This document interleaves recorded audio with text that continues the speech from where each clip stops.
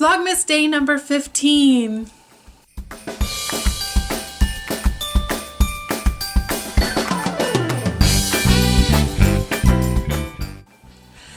Today we are making marshmallows. I love making marshmallows. It's super fun and it's not super easy, I would say.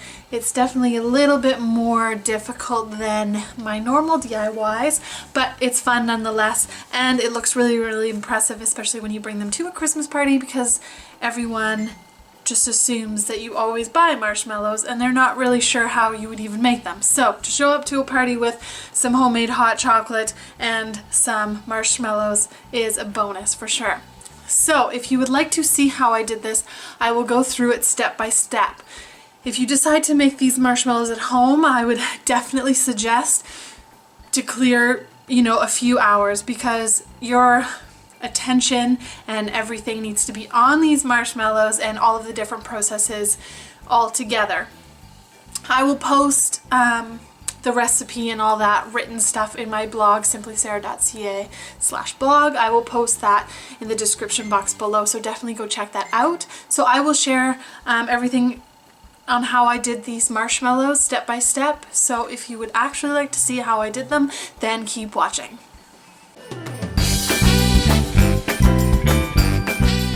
Some oil, some sugar, some light white corn syrup, some Knox unflavored gelatin, peppermint and mint extract, eggs, red food coloring, and a candy thermometer.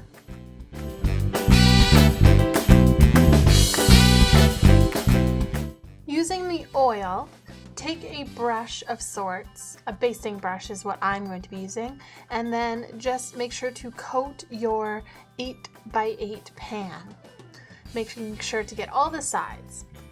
Then what you'll want to do is take some parchment paper, measure out the bottom, cut it, and then fit it into the center.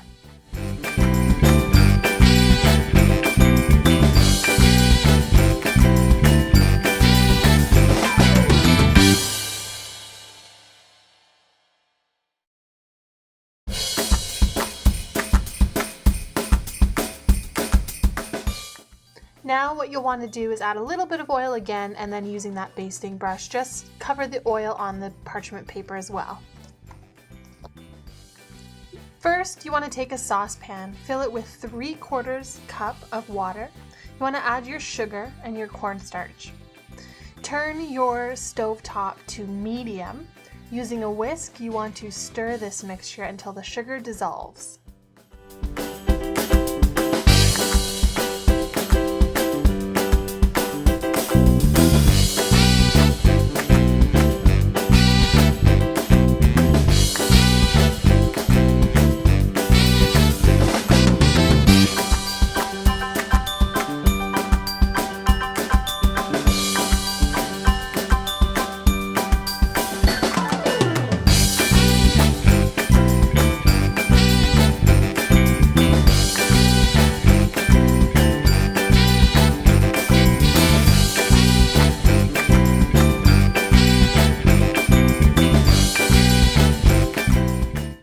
Once the sugar is dissolved, leave it and let it sit until it's boiled, leaving it on medium temperature. Then you can see there in the back of my stove, there's the double broiler. The bottom is just filled with water. Just turn your tap on to high just to make that boil. And then in this top part, it's 3/4 cup of water. And I'm going to be adding my gelatin, and I'm sprinkling it over the top just to let it sit for 5 minutes. The recipe calls for 4 packages of 1/4 ounce each. My packages are bigger than that, so I'm only using 2 packages of gelatin, but you can go ahead and do your own measurements with the one that you have at home. Now that the water's boiling, just go ahead and put that pot of gelatin over top. What you want to do is you want to stir it until the gelatin is dissolved. Once the gelatin's dissolved, then you can go ahead and add your peppermint.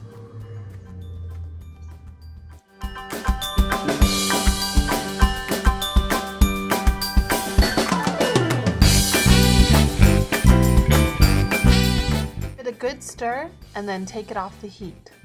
I like to keep stirring the sugar just every now and then just so it doesn't burn to the bottom.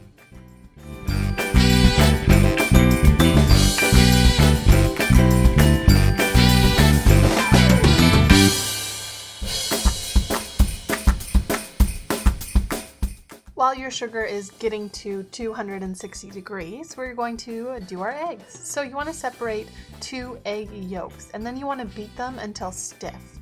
So you want some peaks in your egg yolks, but nothing too hard.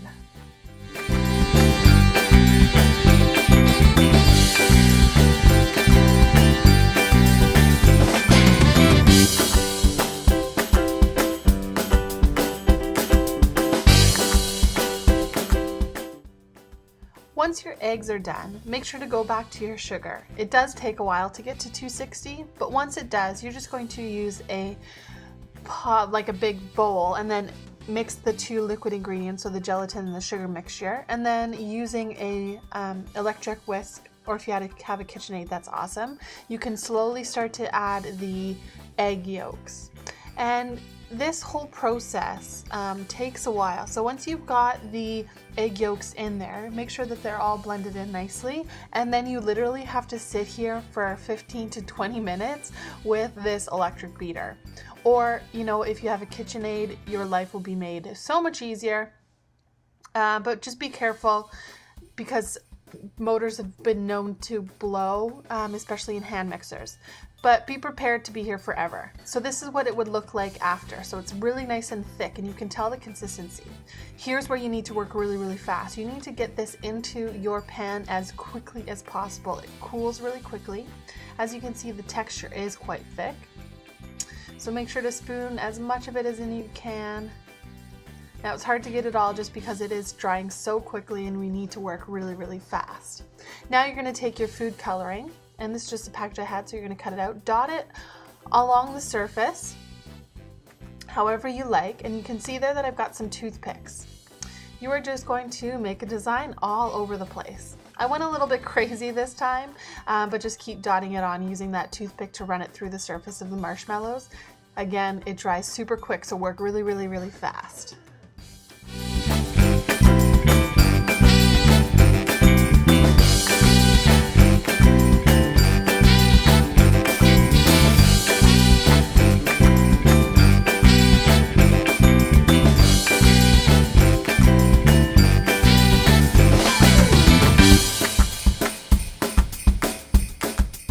So you'll want to let these sit for 3 hours minimum. I left mine overnight.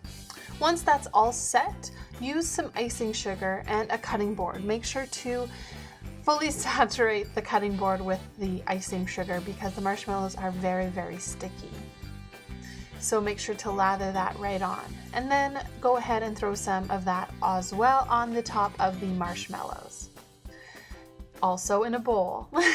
So what you want to do is you want to press down and pull apart very slightly. Here's a closer angle. So you're going to push down and that should separate from the side of the dish, especially because we did put that oil on beforehand. So you're just going to lift and put some icing sugar in there as well just to prevent it from sticking, and you're going to go ahead and do this over the entire thing until it's all out.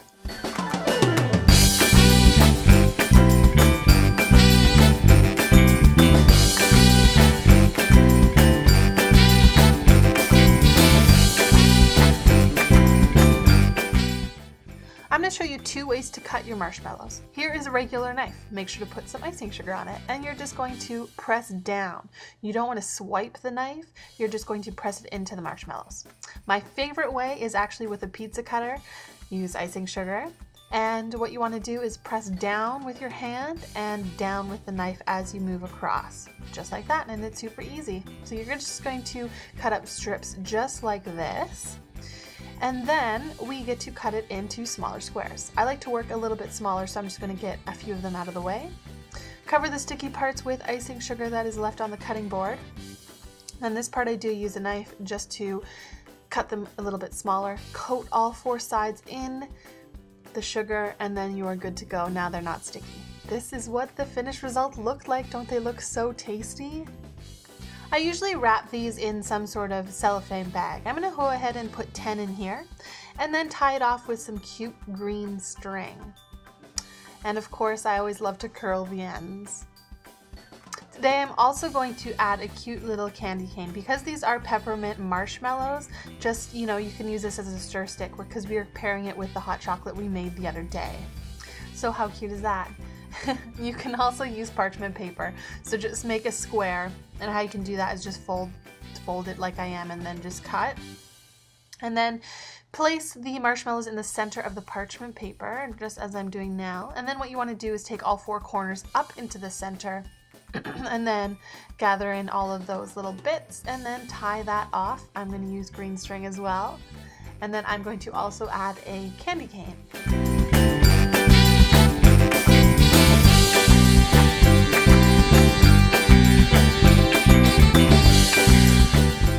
So here is what the 2 finished packages look like.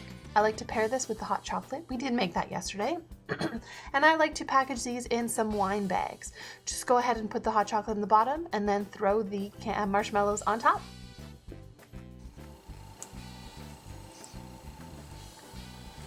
So here are the marshmallows. Aren't they cute? I really hope that you guys enjoyed this video, and let me know if you have ever made marshmallows before or if you have decided to try to make marshmallows now. I would love to see your pictures of your marshmallows.